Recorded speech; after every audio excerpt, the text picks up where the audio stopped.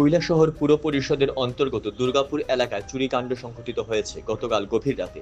Shreya stores নামের একটি দোকানে চুরির ঘটনায় চরম নিরাপত্তা প্রশ্ন তুলে দিয়েছে।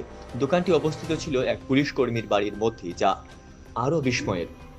ঘটনার বিবরণে জানা যায়, গতকাল গভীর রাতে চোর চক্র দোকানের তালা ভেঙে ভেতরে ঢুকে নগদ 20,000 টাকা এবং প্রায় 5,000 টাকার বিভিন্ন পণ্য সামগ্রী চুরি করে নিয়ে যায়।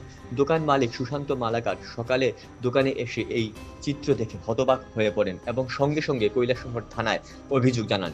পুলিশ ঘটনাস্থলে এসে প্রাথমিক তদন্ত শুরু করলেও প্রশ্ন উঠছে, যেখানে পুলিশ কর্মীর বাড়িতে থাকা দোকানে নিরাপদ নয়, সেখানে সাধারণ মানুষের নিরাপত্তা কোথায়? ওই তো চালের ওইদিকে সুর ঢুকেছে, বাড়ির দিকে ঢুকে চালের ওইদিকে সুর ঢুকে নিয়ে গেছে।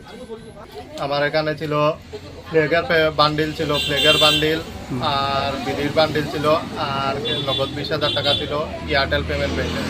ফ্লেগ এক বান্ডিল ছিল, বিড়িও ছিল এক বান্ডিল, নগদ অর্থ 20,000 টাকা দুর্গাপুর।